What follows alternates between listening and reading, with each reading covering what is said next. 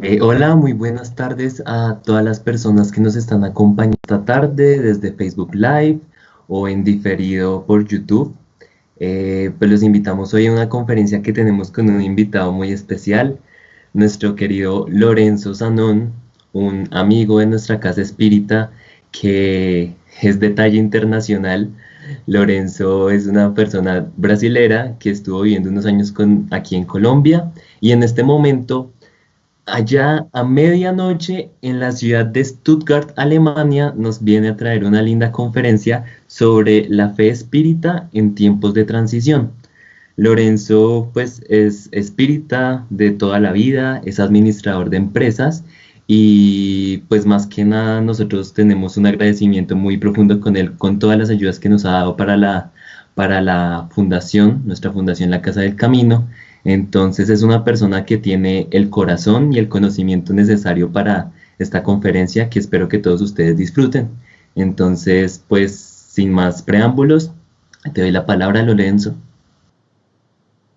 Muy buenas tardes a todos. Muchas gracias por la atención, por la invitación. Espero que todo funcione bien. Aquí es la primera vez que hago una conferencia de este tipo. Entonces, les pido ya de antemano excusas si tenemos problemas técnicos, pero espero que todo va a funcionar muy bien. Eh, Voy a empezar a compartir mi pantalla acá. Creo que todos están viendo ya mi pantalla. Y antes de empezar la conferencia, creo que tengo algunos agradecimientos muy especiales, ¿no? El primer no es un agradecimiento, de hecho es un reconocimiento que tengo que hacer a la Asociación Espírita Tercera Revelación, a todos sus integrantes y amigos que hacen parte, ¿no? de esta casa espírita tan buena, tan activa, ¿no? Y en esos momentos de pandemia es que realmente valoramos ese tipo de acción y de iniciativa. Todo lo que están haciendo es magnífico. Seguramente de todas las asociaciones espíritas que yo conozco son de lejos la más activa, la más constante, la más presente, llevando el mensaje del espiritismo adelante. Y eso es muy positivo. Así que felicitaciones y gracias por esta contribución tan importante. Eh, Otra vez muchas gracias, ¿no? Por la invitación. Es un honor grandísimo para mí, aunque distante, estar aquí con ustedes, entre amigos, ¿no? Y eso es lo más importante, tan queridos todos ustedes para mi corazón. Yo salí de Colombia, pero Colombia no salió de mí, y eso es algo muy importante. Sigo acá con mi ajiaco, con mis frijolitos, ¿no? Haciendo el aseo, planchando con Carlos Vives y la esencia de Colombia y del pueblo, de la gente, todo eso que nos encantó por tanto tiempo sigue muy vivo en nuestros corazones. Muy bien, hoy vamos a hacer una conferencia acerca de la fe espírita, pero antes quiero recordar con ustedes acá algunas cifras actuales, ¿no? Oficiales del día de hoy. Entonces tenemos en este momento 4.7 millones de personas infectadas por el virus. Tenemos 310.000 muertes en el mundo y afortunadamente 1.8 millones de personas que ya están curadas y que ya se recuperaron del virus, ¿no? Del problema. La economía de muchos países del mundo con perspectivas muy preocupantes de futuro. Y dentro de este escenario, mi gran pregunta y lo que me motivó a preparar esta conferencia es cómo mantener la fe viva dentro de este escenario, ¿no? Y cuáles obviamente son las contribuciones que el espiritismo puede darnos en este momento, en estas reflexiones, en estas meditaciones que queremos hacer. Entonces, como somos todos espíritas y el tema de la conferencia es la fe espírita en estos tiempos de transición, quiero arrancar de una vez con dos frases de Kardec que a mí me encantan y que creo que son verdaderos pilares de este concepto de fe razonada que nos presentó el profesor Kardec. Entonces, la primera es, la fe necesita de una base, y esta base es el entendimiento perfecto de lo que se debe creer. Para creer no basta ver, es preciso sobre todo comprender. La fe ciega ya no es de este siglo, está ya en el capítulo 19 del Evangelio según el Espiritismo. Es extremadamente importante que reflexionemos sobre eso, que esté muy presente en nuestra vida, porque el Espiritismo nos presenta esta fe que realmente no es ciega, y eso nos da una base sólida de lo que tenemos que creer. No vamos a creer en algo solamente porque alguien nos diga, o creer en cosas que no hacen sentido, ¿no? Que no pasan al crivo de la razón. Eso es lo que nos presenta Kardec, y en este mismo capítulo Kardec nos dice en la siguiente frase, que es que la fe inquebrantable es solamente la que puede enfrentar de frente la razón en todas las épocas de la humanidad. Me parece también importante que reflexionemos sobre eso, porque la fe razonada puede enfrentar cualquier problema, cualquier innovación, cualquier nueva tecnología. No tiene miedo a lo que vendrá del futuro, que más que nunca hoy es extremadamente incierto, ¿no? Y frente a esta incertidumbre del futuro, la fe razonada es nuestra única herramienta, digamos así, para poder enfrentar con un poco de sanidad todo lo que estamos pasando. Yo preparé hoy algo no tan usual, pero creo que me parece importante que miremos las épocas de la humanidad. Hagamos un recorrido por la historia de la humanidad de manera sencilla. No tengo ninguna aquí pretensión de dar una clase de historia, nada de eso, ni aburrirles con un montón de fechas históricas. Sin embargo, nosotros cuando estamos dentro de un problema, dentro del huracán, tenemos la tendencia en pensar que este momento es el más importante y el más grave y el más crítico, y a veces nos olvidamos de poner las cosas en perspectiva. Y como somos espíritus inmortales, para poner las cosas en perspectiva, tenemos que tener esta mirada de la perspectiva histórica, ¿no? Entonces, el próximo slide nos va a mostrar lo siguiente. Vamos a mirar ahí el primer punto. Ahí estamos hablando de Abraham a 2000 años antes de Cristo, ¿no? Y si nosotros, solo por curiosidad, vamos al libro de los espíritus, en la pregunta 51, los espíritus nos van a contestar que Adán y Eva, ¿no?, también vivieron aproximadamente 4000 años antes de Cristo, ¿no? Así que serían 2000 años más hacia atrás, pero me pareció un poco irrelevante para poner acá. Y bueno, no fueron los únicos ni los primeros. Abraham empezó hace 2000 años antes de Cristo, luego vino Moisés, ¿no?, la primera revelación al pueblo hebreo, con la importante misión de traer el Dios único, ¿no? Luego vino Sócrates y Plato, 400 años antes de Cristo, ya con un mensaje mucho más sólido, muy similar al mensaje de Jesús que fuimos a conocer después, trayendo la importancia de la razón, mostrando que la razón es una de las principales potencias del espíritu. Ya 400 años antes de Cristo demostraban y predicaban la separación del cuerpo y el alma, hablaban del mundo sensible y el mundo ideal, ¿no?, del mundo de las ideas, que decían que el alma se encarnaba y pasaba por un proceso de amnesia, como si fuera el velo del olvido. O sea, tenían ideas extremadamente avanzadas, ¿no?, para esta población a 400 años antes de Cristo. Y obviamente la llegada de Cristo, el año que conocemos nosotros como el año 0, hasta su muerte en el año 33, creo que es importante a veces destacar la importancia de la llegada de Jesús en esta historia. Es un marco muy, muy, muy importante.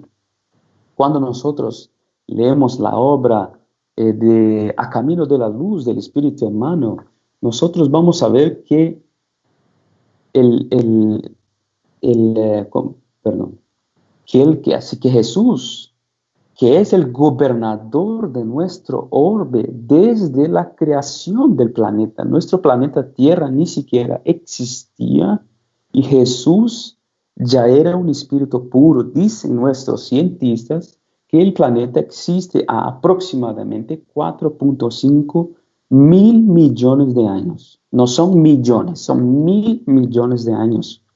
Es mucho tiempo, mucho, mucho tiempo. Y desde todo este tiempo, Jesús ya era un espíritu puro, ya era el co-creador que nosotros conocemos. Y en este marco de la historia, este co-creador, esta potencia divina, espíritu puro que no conocemos ninguno como él, se encarnó, ¿no? El verbo se hizo carne, como dice Juan en el capítulo 1 de su evangelio. Fue realmente un marco demasiado importante para nuestra historia. Luego empezaron la era de los apóstoles hasta más o menos apóstoles y discípulos, ¿no? Hasta más o menos el año 100, donde fueron escritos todos los evangelios, fueron fundadas las comunidades, ¿no? Las iglesias por Pablo. Y este periodo fue marcado hasta aproximadamente el 380, con la llegada de Constantino y Teodosio, por innumerables persecuciones a los cristianos. Impresionante, eran cosas muy, muy, muy crueles. Eran dados de comer a los leones en los coliseos, en las plazas, usados de antorchas. Eran cosas realmente terribles. Había una política de Estado para la persecución de los cristianos. Así que con la llegada de Constantino y Teodosio en 380, todo se calmó, las persecuciones cesaron y fue instituida el catolicismo, el cristianismo como religión oficial del Imperio Romano. Sin embargo, con toda la debilidad del Imperio Romano, aproximadamente en el año 450 cae el Imperio Romano, se pierde toda la cultura, la teología, la filosofía que se había cultivado hasta este momento. Muchos marcos y personas importantísimas de la historia de la iglesia que estaban en el cristianismo, San Agustín, Santa Mónica, Ambrosio de Milán, tantas personas que hoy son conocidas como padres de la iglesia, que estaban en ese momento, que fundaron las bases del crecimiento y del pensamiento cristiano. Este conocimiento se perdió, entró la parte de la barbarie y el mundo entró en una profunda crisis, una profunda oscuridad por muchos y muchos años. En el año 610 nace con el profeta Mahomet, no sé exactamente cómo se dice en español, creo que es Mahomet, nace el Islam, el gran imperio otomano, nace también el papado.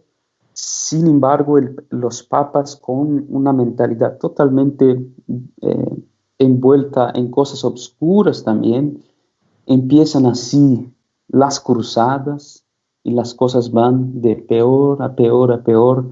Llegamos a la parte de las inquisiciones porque el imperio musulmán tomó cuenta de toda Europa, al norte de África, Asia, y la cosa se empezó a complicar tanto. Las cruzadas generó un sentimiento de odio por toda esta región y la Inquisición fue una manera de la iglesia combatir a los musulmanes, principalmente en España, lo que generó cosas todavía más crueles por parte de la iglesia, y la iglesia todavía en un proceso de decaída gigante, y el mundo como tal en este periodo muy oscuro de su historia, que es conocido como la Edad Media.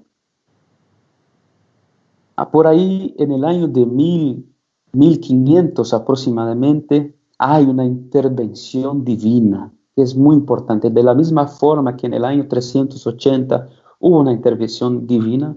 Bueno, es importante aclarar, aquí hago un paréntesis, que intervención divina y la presencia de Dios estuvo por toda esta línea de tiempo. Sin embargo, se pudo notar de manera muy particular en algunos momentos de nuestra historia, y en el año 380 con Constantino es muy importante este momento, y el fin de la Edad Media, lo que marca el fin de la Edad Media, que es conocida como el Renacimiento, ¿no?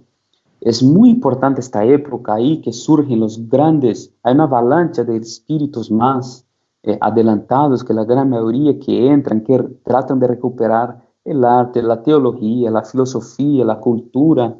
Ahí, por ejemplo, algunos ejemplos: Da Vinci, Dante Alighieri, Donatello, Botticelli. Hay realmente un gran, la mano de Dios se hace presente y muy visible en el mundo para recuperar todo lo que se había perdido durante todos estos años de la Edad Media. Muy importante que justo en este momento también acá en Alemania surge Martín Lutero con la reforma de la Iglesia. Y es impresionante todas sus 95 tesis en contra la Iglesia y en contra el papado, cómo cambia todo el mundo, y muchos otros movimientos. Juan Calvino también empiezan a reformar la Iglesia, se separan de la Iglesia. Hay también la contrarreforma por parte de la propia Iglesia, se fundan los movimientos más enfocados en la esencia del cristianismo. Los jesuitas, por ejemplo, surgieron en esta época, y lo más interesante es ver que otra vez el mundo menospreció la invitación del alto, y los príncipes por ahí, por algunas maniobras políticas, muchos países aprovecharon esta división entre Martín Lutero y la Iglesia y transvertieron o perturbaron las ideas de Martín Lutero y crearon un caos todavía más grande. Incluso acá en Alemania hubo persecuciones otra vez por parte de los reformistas, digamos así, en contra de las personas católicas de su época. Muchas guerras, muchos conflictos, y otra vez el mundo se hundió en guerras y conflictos, digamos así, políticos en sus regiones, principalmente en Europa. Pasado todo esto, otra vez, de manera muy clara y muy visible, notamos la mano divina, la mano de Dios. Otra intervención, por ahí en el siglo XVIII, surge lo que nosotros conocemos como iluminismo. Otra avalancha de espíritus superiores nos traen nuevas ideas, nuevos estilos de pensamiento. Para que tengan idea, ejemplos de personas que surgieron en este momento: Voltaire, Montesquieu, Rousseau, incluso alguien que todos nosotros conocemos, Pestalozzi, nació en este momento de la historia, y todas estas ideas sirvieron como semillas de inspiración para los espíritus que vendrían en el siglo XIX, que marcó la transformación de tantas cosas de nuestra historia. Hasta que, como conocemos, en el 18 de abril de 1857 es lanzado el Libro de los Espíritus al mundo a través de nuestro querido y conocido maestro Allan Kardec, y eso también es un gran marco. Ahí completamos la tercera revelación del conocimiento cristiano con el espiritismo, el advento del espiritismo. Y eso empieza principalmente en Europa, en todo el mundo, pero principalmente en Europa. Todas esas luces filosóficas empiezan a tomar cuenta en Alemania. No es un número oficial, pero se dice acá que antes de las guerras había más de 1000 asociaciones espíritas en Alemania. Hoy hay solamente 14. Antes de la guerra habían muchas más. Y en toda Europa hay evidencias de muchas y muchas asociaciones espíritas esparcidas por toda Europa. Sin embargo, una vez más, todas esas luces que nos llegaron fueron ignoradas por la gran mayoría de los hombres, toda mayoría de nosotros que apegados a la materia, distanciados de la verdad, enfocados en las cosas del mundo materiales, menospreciamos estas verdades y la humanidad prefirió hundirse en más conflictos. Y ahí vemos que en 1914 empieza la Primera Guerra, acá también en Europa, con la participación de muchos países. Deja en su término de 1918 muchos problemas también, solo para hacer un vínculo con esta pandemia que estamos viviendo acá. 1918 también fue el año de la gripe española, que también decimó Europa y gran parte de Estados Unidos y algunos países de África. Así que hubieron también muchos y muchos problemas con la humanidad en este periodo, muy, muy, muy graves. Cuando el mundo empieza a recuperarse, las economías del mundo empiezan a recuperarse, las cosas estaban entrando en un silencio. Sin embargo, en 1939, otra vez, vemos que el mundo se hundió, y ahora sí, de manera muy, muy, muy compleja, con la Segunda Guerra, principalmente también acá en Europa, pero con un alcance mucho más amplio, llegando a muchos países de Asia, Estados Unidos, y el mundo otra vez se hundió en obscuridad. Yo quise destacar todo esto no para que miremos hacia atrás y contemplar una pila de desgracias, ¿no?, en nuestra historia, pero sí para que sepamos poner las cosas en perspectiva. En 1985, lo que yo no sabía ni siquiera, ni que era eso, ya era parte de la historia, ¿no?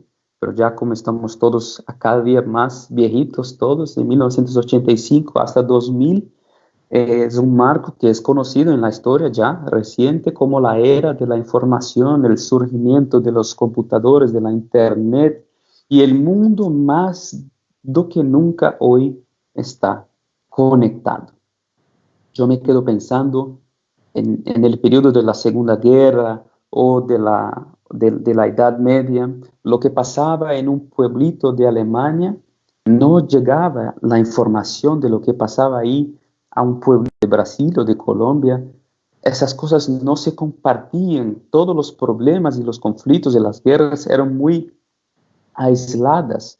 Por lo tanto, un país no sabía mucho de lo que pasaba en otros países. La tecnología de la información no estaba así tan desarrollada. Por lo tanto, la sensación de peligro, la sensación del problema, de caos, no era así tan percibida. Yo estoy seguro que muchos pueblos del interior de Brasil, por ejemplo, ni siquiera se dieron cuenta de la Primera Guerra, tal vez, porque estaban ahí muy metidos en su trabajo, en su rutina, en su día a día, tal vez sin acceso a radio o cualquier otra cosa, no les llegó la información. Y hoy todo lo que pasa, si algo tanto de bueno cuanto de malo pasa en una isla del Pacífico, automáticamente eso se vuelve noticia en menos de 24 horas y todo el mundo está atento a lo que está pasando en esta pequeña isla del Pacífico. Y eso es tal vez lo que haya incrementado nuestra sensación de caos y de problema. Perdón que a veces me falta una otra palabra en español, voy tratando aquí de trabajar con mi cerebro de la mejor forma, ¿no? Pero sí es importante que sepamos que la tecnología de la información nos ha ayudado muchísimo a conectarnos, pero también ha potencializado nuestra percepción del mal que existe en el planeta. Y en las últimas comunicaciones, principalmente de nuestro querido Divaldo, vemos que los espíritus comentan que nunca hubo tanto bien en la tierra. Sin embargo, este bien no se percibe porque los medios están dedicados a comunicar y diseminar el mal, 24 horas por día. Lo interesante cuando miramos esta línea es que hay un hilo conductor muy claro, muy claro. Nosotros no estamos lanzados todos a la suerte. Hay un programa del cual todos nosotros hacemos parte y que podemos, pensando desde 4.000 años antes de Cristo, como en la pregunta 51 del libro de los Espíritus nos comenta, podemos concluir de esta forma que la humanidad está resistiendo al llamado de Jesús hace más de 4.000 años. Y eso es algo que tenemos que pensar. Estamos todavía realmente en la infancia espiritual de todos nosotros. Si Jesús ya era un espíritu puro hace más de 4.000 millones de años, nosotros estamos apenas hace 4.000 años resistiendo al llamado del alto, de Cristo, ¿no? Es algo muy recién, somos espíritus muy infantiles, creo que ese es el término, podemos hablar acá entre amigos muy infantiles, recién salidos de la cuna, ¿no? Y es algo interesante, yo también leí con atención el libro A Camino de la Luz para preparar esta conferencia, y ahí cuando Emmanuel nos cuenta del propósito del Imperio Romano en aquel tiempo, que era aproximadamente, que empezó 200 años antes de Cristo, ¿no? Para preparar la llegada de Cristo también. Ya podríamos estar en un mundo regenerado si quisiéramos. Todos nosotros ya podríamos haber decidido, optado por un camino mejor, y hoy estaríamos todos en un mundo de regeneración. Sin embargo, todas o la gran mayoría de las invitaciones amorosas de Jesús fueron ignoradas. Y lo más interesante que es que a lo largo de la historia, a pesar de todo sufrimiento y a pesar de nuestra rebeldía como humanidad, la misericordia divina siempre se renueva. Y podemos ver acá, mirando esta línea de la historia, la mano divina auxiliando a todos nosotros, acelerando el progreso de la humanidad. Nosotros entendemos que el profesor dedicado, el buen maestro, no descansa hasta que el último alumno haya entendido la lección. De la misma forma que nos dice la Biblia, ¿no? Que el buen pastor no se olvida de sus ovejas, no deja ni siquiera una para atrás. El buen maestro nos disciplina muchas veces a través del dolor, lamentablemente, porque es una herramienta de educación. Todos estos sufrimientos que ha pasado la humanidad fueron frutos de nuestras actitudes y de nuestras decisiones, pero fue permitido por la providencia divina para que eso se transformara en una herramienta de aceleración del progreso de la humanidad. Entonces mucha gente dice, si Dios promovió la guerra para hacer el progreso de la humanidad, para acelerar el progreso de la humanidad, eso es muy cruel. Obviamente Dios no promovió la guerra, pero Dios permitió la guerra, ¿no? Quien promovió la guerra fueron los hombres, nuestra mentalidad bélica fue lo que promovió la guerra, pero Dios lo permitió, me imagino que con mucha tristeza, con mucho dolor, pero lo permitió sabiendo que eso nos llevaría a un progreso mucho más ágil que lo normal. Como saben, yo vivo en Alemania y acá cerca de mi casa hay un bosque muy grande donde siempre voy a pasear con mi perrito, a jugar con mi hijo, estoy con mi esposa paseando y todo. Y mientras yo camino por estos bosques, yo no puedo dejar de pensar que hace un poco más de 70 años, miles y miles de soldados estaban ahí en estos mismos bosques, matándose unos a los otros, bañando estas mismas tierras donde hoy hago mis deportes de sangre, y la providencia divina permitió que todo eso pasara para que hoy Alemania fuera un ejemplo de sociedad y un país súper desarrollado. ¿Quién podría decir hace 70, 80 años atrás que hoy eso sería posible y eso sería permitido? Era inimaginable, inimaginable.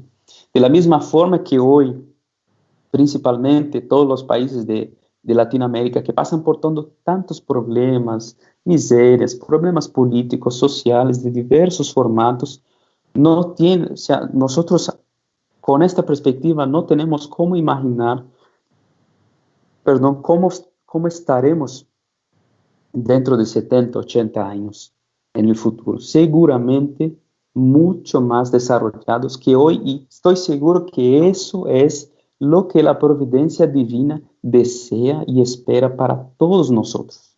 Por eso los sufrimientos nos llegan otra vez para acelerar el progreso. Muy bien. Otra forma de analizar toda esta línea y este hilo conductor es pensar, bueno, ¿por qué todavía no hemos vivido, por qué no vivimos, ¿no?, en un mundo más feliz, ¿no? Con tantas intervenciones divinas, ¿no? Y como ya hemos comentado, la respuesta es sencilla. No hemos llegado al punto que deseamos porque Dios, por encima de todo, respeta nuestro libre albedrío, ¿no? Ese es un tesoro nuestro, ¿no? La espiritualidad siempre va a respetar nuestro libre albedrío, porque el universo se basa en la ley de acción y reacción. Entonces, yo traje aquí un texto más que me parece de los más lindos y motivadores del Espíritu Emmanuel, el capítulo 17 del libro Fuente Viva, que dice lo siguiente: los hombres esperan por Jesús y Jesús espera igualmente por los hombres. Porque nosotros tenemos la tendencia, principalmente cuando vamos a orar, de pedir cosas, ¿no?, de solicitar cosas, pero raras veces nos ponemos a disposición de decir, Maestre, ¿qué quieres que yo haga?, ¿no? Como Pablo hizo en su conversión allá en la estrada de Damasco, una vez que reconoció que era Cristo y vio que Cristo era realmente el Mesías del pueblo judío, él dijo de una vez, Maestre, ¿qué quiere que yo haga? Nadie espere que el mundo se redima sin almas redimidas. El Maestro, para extender la sublimidad de su programa salvador, pide brazos humanos que lo realicen e intensifiquen. Primero Cristo comenzó el apostolado buscando el concurso de Pedro y Andrés, formando enseguida una asamblea de los 12 compañeros para atacar el servicio de regeneración planetaria. Y aquí es la parte para mí más importante. Y desde el primer día de la buena nueva, o sea, del Evangelio, invita, insiste y pide junto a las almas para que se conviertan en instrumentos de su divina voluntad, dándonos a conocer que la redención procede de lo alto, pero no se concretizará entre las criaturas sin la colaboración activa de los corazones de buena voluntad.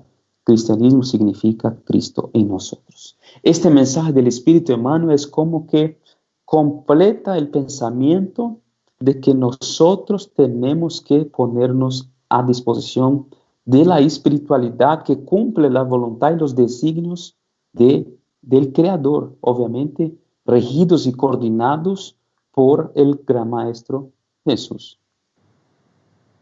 Hay una manera, una forma de pensar con este mensaje de Emmanuel, que Jesús necesita cooperadores, de la misma forma que Jesús es co-creador en plano mayor, como entendemos en la obra A Camino de la Luz.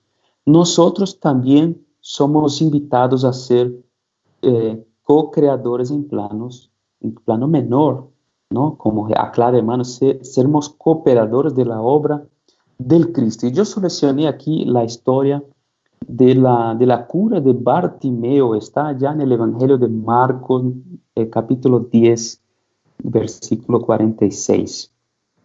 No está en el Evangelio según el Espiritismo, sin embargo, me parece una historia muy importante para que analicemos acá en conjunto. Dice acá, perdón que voy a leer para traer con fidelidad. Decía Marcos, ¿no? En el Evangelio, que estaban llegando a Jericó cuando pasaron por una calle y ahí estaba un ciego mendigando, ¿no? Él estaba pidiendo dinero. Cuando este ciego se dio cuenta por la perturbación en la calle, por las personas que por ahí estaba pasando Jesús, el ciego se transformó, se volvió loco, empezó a gritar el nombre de Jesús pidiendo: Hijo de David, por Dios, ten misericordia de mí. Y eso decía él, y gritaba tratando de llamar la atención de Jesús. Y todas las personas que estaban alrededor empezaban a: cállate, cállate, ¿por qué? ¿Por qué lo llamas? Quédate ahí, tú no eres digno de la presencia del Maestro. Pero él ignoró todas estas represalias y siguió gritando y tratando de llamar la atención de Jesús: Hijo de David, ten misericordia de mí, hasta que Jesús paró y le dijo: ven aquí. Entonces el pueblo lo orientó a Jesús, él llegó frente a Jesús, se arrodilló a sus pies, y aquí la parte más importante: él arrojó su capa, o sea, tiró su capa en el piso, ¿no? En esta época del Imperio Romano, los mendigos eran todos clasificados y cada cual tenía su capa que les permitía mendigar, ¿no? Entonces, es muy importante teológicamente pensar que esta capa era la fuente de ingresos de este mendigo, ¿no? Sin esta capa, él no tenía nada, o sea, todas sus poses, ¿no? Su tesoro estaba vinculada a esta capa. Y antes de ir a Jesús, él dejó la capa para atrás. Y Jesús le respondió. Y esta pregunta yo creo que marca, que tiene una profundidad que tenemos que reflexionar acerca. Jesús le dijo: ¿qué quieres que te haga? Y yo me quedo pensando, hoy día, si Jesús llegara a nosotros y preguntara eso: ¿qué quieres que haga? Yo me quedé meditando eso, yo creo que no sé lo que contestaría. Creo que hay tantas cosas que pensar y tantas cosas que deseamos, que no sé si en el momento yo sería capaz de decir algo objetivo, como dijo Bartimeo, que era ciego. Y Bartimeo dijo: yo quiero ver. Él fue directo, él sabía lo que quería, tenía el deseo muy bien lapidado. Y Jesús dijo, lo impuso las manos y dijo: vete, tu fe te ha salvado. Y pasó a ver. Y en este momento Bartimeo, viendo, se alegró, se llenó de júbilo y empezó a seguir Jesús. Y es muy importante refletir, hay un espiritista muy famoso, psicólogo brasileño, se llama Rosandro Klinge, y él hace una conferencia toda hablando de la historia de Bartimeo, y él dice que la actitud de Bartimeo fue tan positiva en haber dejado la capa hacia atrás. Él abandonó todo lo que él tenía en un acto de fe para entregarse a Jesús. Él nunca había visto a Jesús porque era ciego, él nunca había presenciado ninguno de sus milagros, él solo había habido escuchar hablar del Maestro. Y eso fue suficiente para que él entendiera y creyera que Jesús era el Mesías prometido al pueblo de Israel.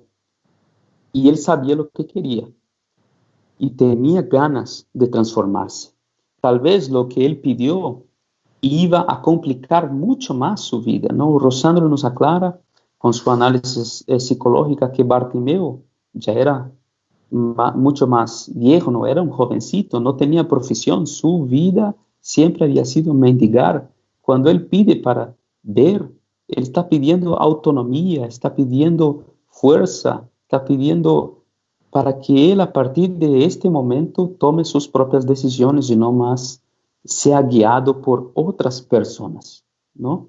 Y eso es muy importante porque fue un acto de fe, de entrega, y creo y concluimos aquí que Jesús necesita de servidores, de cooperadores como Bartimeo, que también pongan todo de sí, se entreguen a la causa.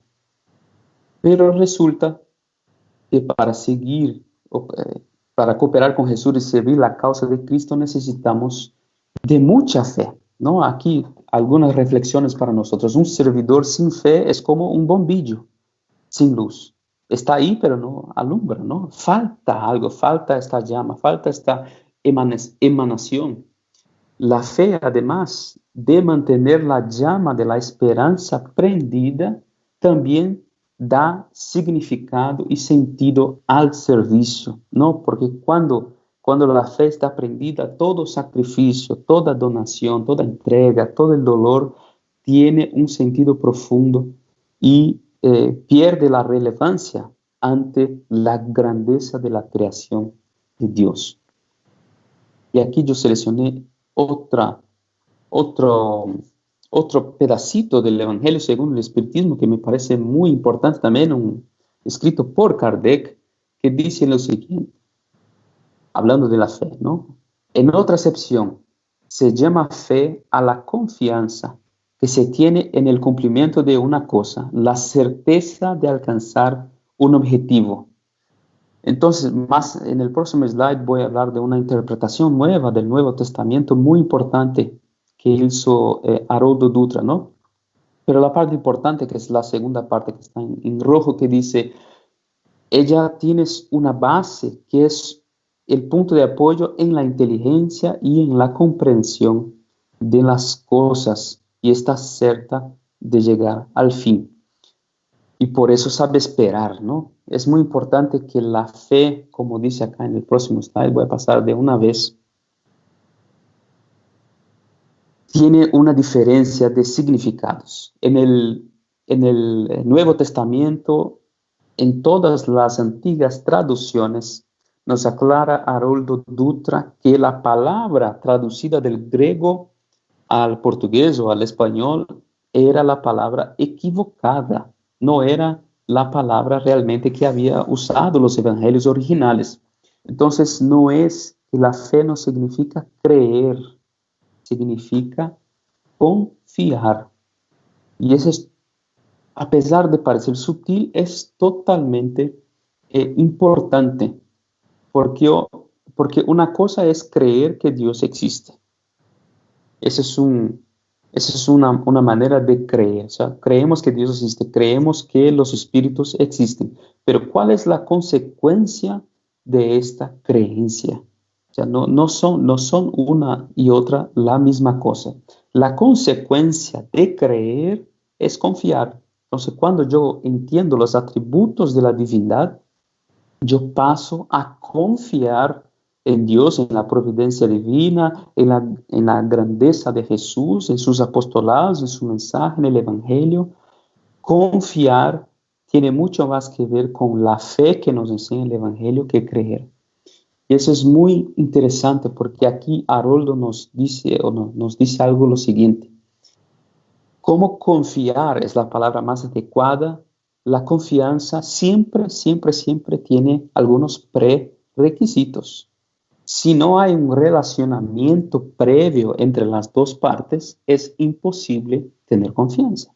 ¿Cómo vamos a confiar en alguien que no conocemos o en alguien que no entendemos, ¿no? Y la pregunta que nos hace Haroldo es, ¿cómo está entonces nuestro relacionamiento con Dios? Porque nosotros sabemos que Dios es inmutable, que se manifiesta y se revela a través de las leyes naturales y a través de los espíritus, ¿no? Que manifiestan sus designios. Pero, ¿y nosotros? Nosotros no somos inmutables, tenemos nuestras imperfecciones, nuestros problemas, y sabemos que Dios siempre va a estar con nosotros. La pregunta es, si tú estás con Dios, tanto cuanto Dios está contigo. Y esta reflexión de cómo está nuestro relacionamiento con Dios es algo que debemos hacer constantemente en nuestra vida. Hay un slide también acá de Joana de Angelis que dice lo siguiente, y yo traje aquí para tal vez fortalecer nuestra relación con el Creador. Está en el libro Vida Feliz, capítulo 13, y dice lo siguiente: confía siempre en la ayuda divina. Cuando te sientas sitiado sin cualquier posibilidad de liberación, el socorro te llegará de Dios. Nunca dudes de la paternidad celeste. Y aquí la parte más importante: Dios vela por ti y te ayuda. No siempre como quieres, pero sí de la mejor forma para tu verdadera felicidad. A veces tienes la impresión de que el auxilio superior no vendrá o que llegará demasiado tarde. Y yo creo que muchos de nosotros ya estamos en este momento de la pandemia, de la cuarentena, donde estamos pensando, ¿hasta cuándo va? ¿Hasta cuándo va? ¿Será que tengo que darme mucho más tiempo en casa? El aislamiento social ya está cada día más difícil, las personas están flexibilizándose un poco más. ¿Será que eso va a funcionar cuando todo vuelva a la normalidad? ¿Será que vamos a tener una otra ola de la pandemia? Todo eso está en la cabeza de las personas en este momento, y es obvio y es natural, pero hay que saber que Dios nos va a ayudar muchas veces como no queremos. Y por eso, como dijo Divaldo y muchos otros espiritistas en la actualidad, nos ha llegado esta pandemia. Y yo creo que nosotros como espiritistas somos extremadamente afortunados y privilegiados de poder enfrentar esta pandemia con el pensamiento, o sea, respaldados por la lógica y el pensamiento espiritista, que nos da esta base sólida para comprender y tener la fe y fortalecer nuestra fe para enfrentar este momento con valor, con dignidad que el momento merece, ¿no? No solamente para que sea un momento útil y provechoso para nosotros, sino que también nosotros hagamos algo de luz que pueda transformar la vida de las personas que están en nuestro entorno. Me parece profundamente provechoso que reflexionemos que hay que confiar siempre en la ayuda divina. Si va a durar un mes más o 2 meses más o un año más, o si realmente jamás vamos a volver a la normalidad como estábamos antes, no cabe a nosotros decidir o prospectar. Cabe nada más seguir sembrando en nuestro entorno las semillas positivas del optimismo y esperar que la providencia divina seguirá interviniendo por nosotros, ¿no? Y queda la pregunta nosotros, ¿no? ¿Cómo estamos enfrentando estas cuarentenas? ¿Qué clase de pensamiento está ocupando nuestras mentes? ¿No estamos nos entregando al desespero, al exceso de preocupaciones, al desánimo, al miedo, a la angustia? Estamos encerrados dentro de casa, pero persistiendo en nuestros vicios, o estamos realmente utilizando este momento para meditar sobre nuestra existencia, para renovar nuestros lazos de afecto y retomar la marcha de nuestro progreso. ¿Cómo estamos encarando todo eso? En caso de que estemos ahí con los pensamientos perturbados, con demasiadas preocupaciones, volvamos otra vez el pensamiento en la fe y pensemos en esta frase de Joana que está aquí en la primera: confía siempre en la ayuda divina. Pero no te estamos pidiendo aquí para confiar porque tienes que confiar en Dios. No, yo dibujé la línea del tiempo justamente para que sepamos que la providencia divina sí ha intervenido y seguirá interviniendo en la historia de la humanidad, porque de esta forma es como la grandeza y la misericordia de Dios se manifiesta en nuestras vidas de manera constante, todos los días.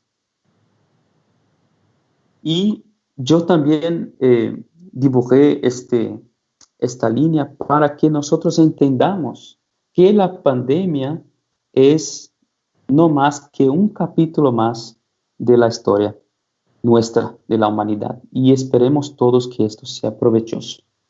Para finalizar, yo traje hoy, creo que mi mensaje espiritual preferido, que es del espíritu Meimei, que está allá en el libro Cartas del Corazón, psicografado por nuestro querido Francisco Xavier, y yo creo que este mensaje es perfecto para el momento que estamos viviendo.